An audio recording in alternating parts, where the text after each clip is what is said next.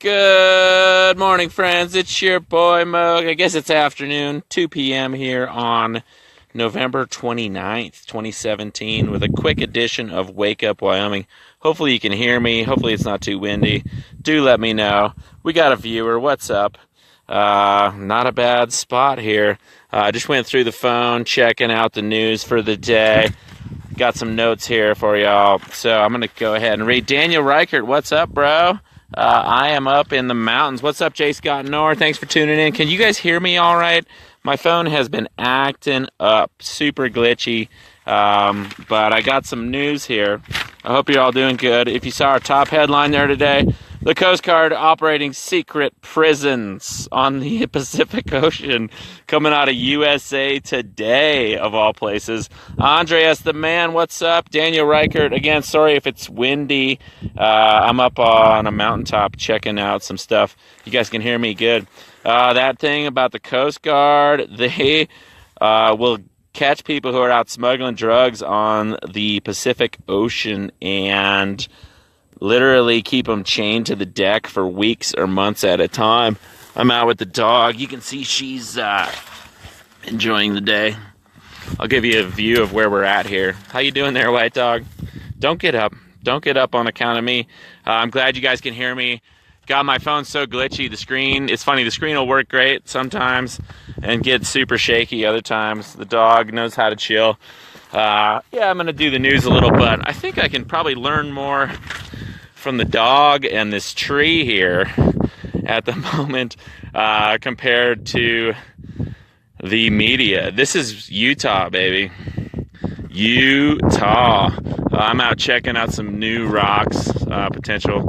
I've been clowning around about being in ninja school, and it really has been that for the last couple weeks. Out kicking it.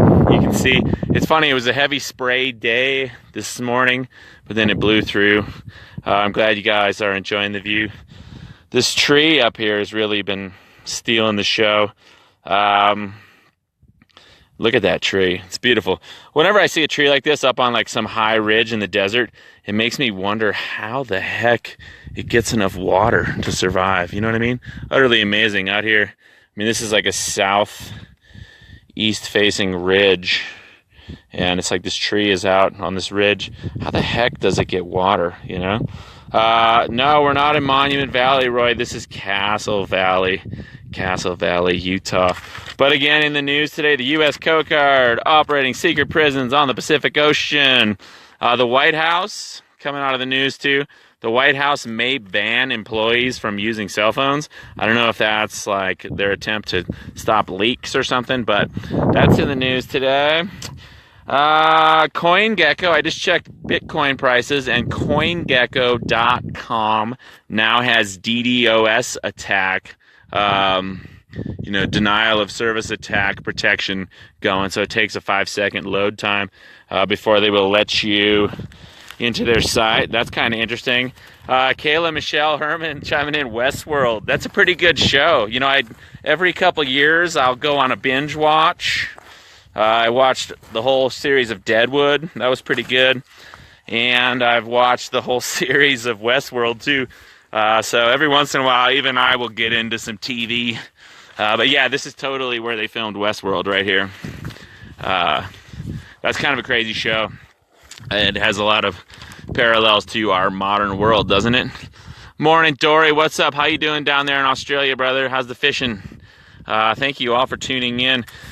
Yeah, CoinGecko has DDoS protection implemented now. That's a big news in my world. Bitcoin hit 10K. Whoop-de-doo. 4 million Bitcoins have been lost forever, according to the news today. 26,000 U.S. troops are stationed in Iraq, Syria, and Afghanistan combined. Seems like the Catalan push for independence has fizzled. China is racing for an artificial intelligence military advantage against the U.S. What could possibly go wrong there? Chinese hackers allegedly hit Siemens, Trimble, and Moody's. Moody's a big deal. Moody's sets a lot of the prices, and it's kind of like a credit rating agency of sorts. The United States has effectively 100% decommissioned 10 U.S. nuclear power plants, and 20 more are scheduled. So maybe we can get off fossil fuels and nuke fuels. That would be sweet. What else is going on?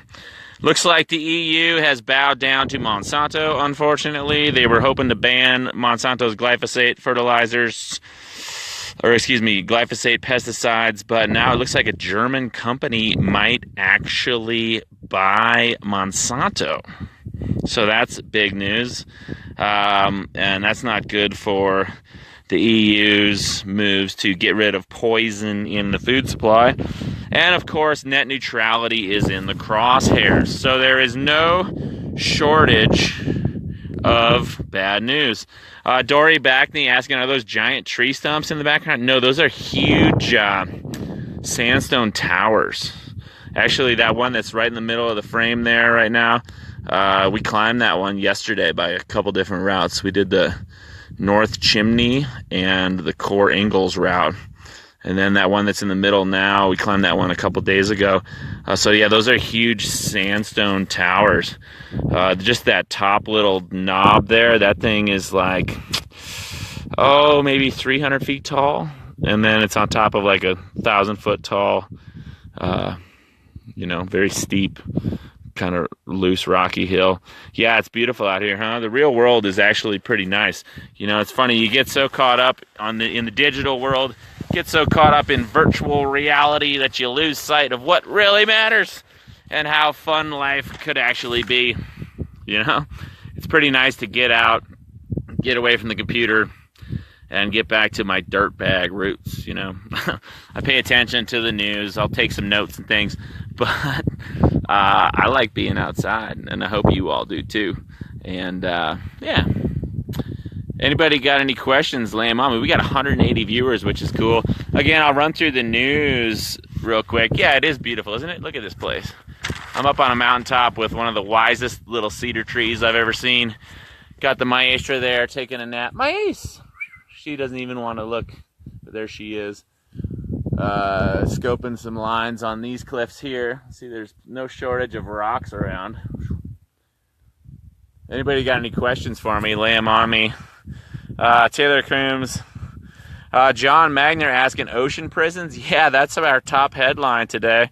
Sorry we're cutting out there, Marky. Ocean prisons, check out ricefarmer.blogspot.com for the story on the ocean prisons. The Coast Guard in the war on drugs, if they catch people out on the Pacific Ocean, they will actually lock them up on the ships for weeks or months at a time before they actually try these people for a crime. Just being suspected of potentially running drugs will get you locked up in a floating prison. It's funny, I actually had a job once. I never ran any drugs, but when I was sailing around in Mexico a few years ago, I did work for this guy who was a drug runner for a while. Not doing anything related to drugs, but I think this guy wanted to kill me and steal my sailboat, but that's a story for another time. Taylor Coombs, what about the FCC? And Matt Kelly asking about net neutrality. I think it's December 15th, but I could be wrong. I'm kind of out of the loop on news. But yeah, the net neutrality thing. I saw like Comcast, they're going to basically try to throttle down. Sounds like they're going to throttle down content that's not approved, right?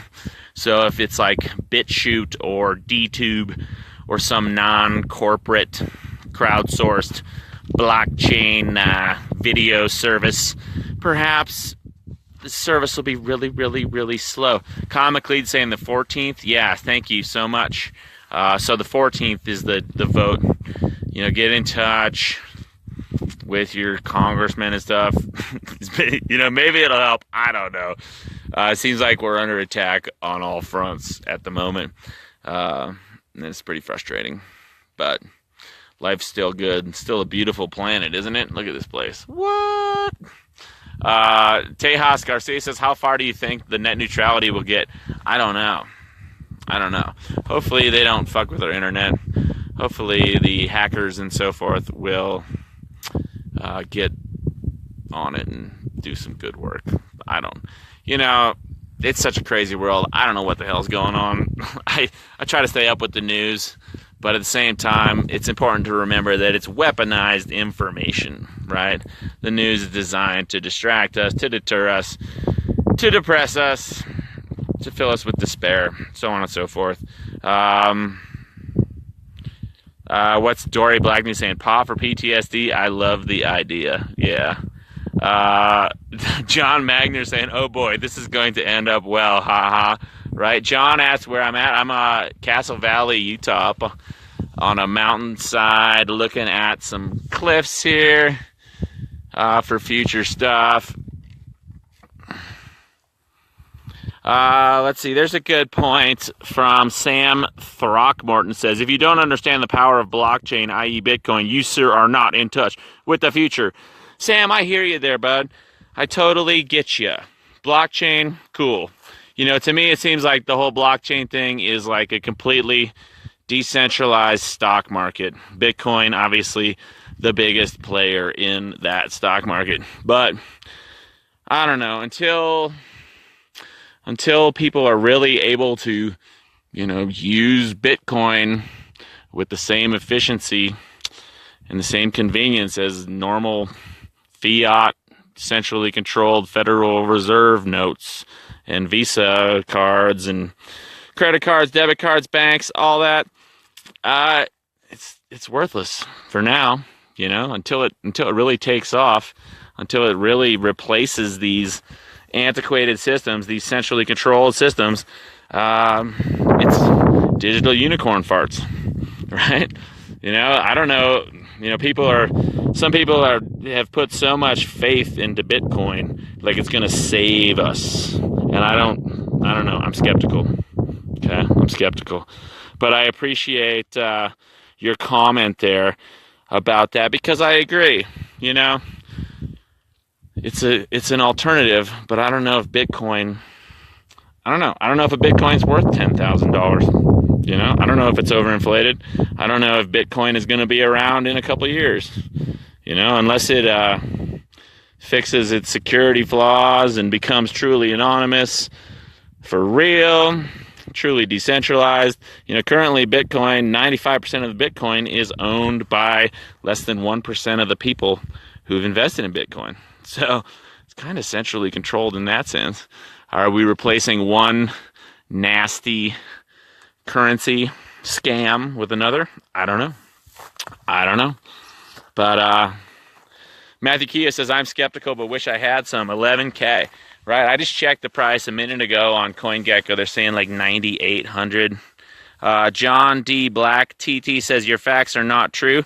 Drop some real facts on me then, man. You know, I've been following Bitcoin since 2011.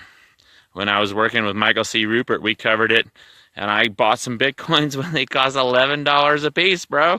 So I've been following Bitcoin, but I don't have faith in it, right? You know what I'm saying? I don't have faith in it. I don't believe in it until it actually does something that actually benefits people, right? So, school me in. John D. Blackteeth says, how much is $1 US? Well, $1 US is, I don't know, it's not worth very much. It used to be worth a lot more, but now, not so much. Taylor Coombs says, it will work, right? Bitcoin? Cool. John D. Blackteeth says, do you believe in fiat currency? No, I don't. But at the same time, you know, I don't know if Bitcoin per se is going to be the solution. But, you know, John, you guys are all making really good points. It's kind of fun talking about this stuff because, you know, I don't know. The only reason fiat currency has so much control over our lives, has so much control over our perceptions, is because collectively people believe in it, right? John Magner chiming in, money is fake, nature is all you need. Well, I mean, I don't know. It seems like we're in a system where money is real. Money is needed in some form, but whether it's you know, I don't know. Maybe call me a traditionalist. I'd rather have currency backed by tangible assets, be it gold, silver, or something like that. Call me crazy, you know.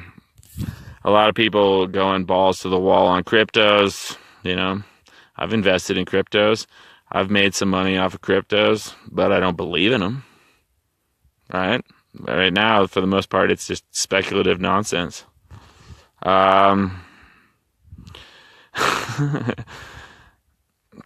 Dory Blackney chiming in. Bitcoin is the same as cash money, or the same as the dollar. It's not real. It's numbers on a screen. Just go pull the handle on a Pocky machine, right? Naluxi Selly says, you follow Bitcoin from 2011 at $11. Yeah. No, I didn't buy 100,000 Bitcoins in 2011 because I didn't have $1.1 million at the time. Matt Kelly says, can you explain what would happen exactly if they take away net neutrality? Matt, as far as I know, I don't know everything, but one of the big things with net neutrality is they will scale back the bandwidth for websites that aren't approved, right? So if you wanted, let's say you wanted to watch a video that was hosted at DTube or BitChute or some decentralized blockchain, right? I'm not opposed to decentralized or blockchain, but I am skeptical of cryptocurrencies in general. But if you wanted to watch a video at one of those sites, it would probably load very, very slowly. Whereas if you wanted to watch a video at YouTube or something hosted by like Verizon or AT&T or Comcast or Netflix, then it would be fast.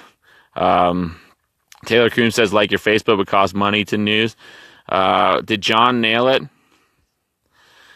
John Magner there with a good comment. Can't take it with you. Don't live life on how much you work or make, but how you treat others and yourself. World's a mess. No turning back and fixing it. Too bad we can't all just come together and make things right again. Too much division. That's a great point there. Thank you so much for that. Yeah, it's true. 100% true. You know, that's one thing as I'm out here, like getting back in touch with nature, getting away from the computer, getting away from the news. It really does come down to that. It's like everything we do, all of our day-to-day decisions, cumulatively, collectively, do make a huge difference, right? If you're mean and nasty and rude to one person and ruin their day, they're going to go out and ruin other people's day, right? They're going to react to your negativity, your pessimism, all that. And it's going to make things worse. Whereas if you go out there and try to be a good person and take care of people and, you know, do good work, the result will be good. Taylor Coombs with a good comment there. He says, all these nerds are going to be rich as fuck, and it's going to make a new utopia. You know, I like to, when I look at like the grand scheme of things, I hope you're right in that regard. If you ever seen the movie Revenge of the Nerds, like the computer guys, it's like the nerds versus the jocks, and the nerds win in the end. The nerds are definitely winning right now with smartphones and blockchain technology, cryptocurrency, financial speculation of all sorts. You know, it seems like the less actual, like physical manual labor you do in the world, the more money you make, right? Like a plumber or a coal miner or a janitor, they don't make very much money. Person that climbs mountains doesn't make any money. But if you sit in front of a desk and trade Bitcoin, you can make a whole shitload of money. And it's funny how that works. Thank you all for all these comments. We got a really good crew here. I would love to read more of these. Anybody got questions, lay them on me. You know, just doing a quick show out here, saying what's up to the fam. John Magner chiming in. NFL QBs make $30 million a year. Haha, right? That's true, John. It's absurd, isn't it? Taylor Coombs says, don't miss out on your ticket. What ticket are you talking about? Are you talking about like the cryptocurrency ticket? The ticket to Utopia? You know, going back to that, there was a good comment there about the nerds taking over and starting a utopia, right?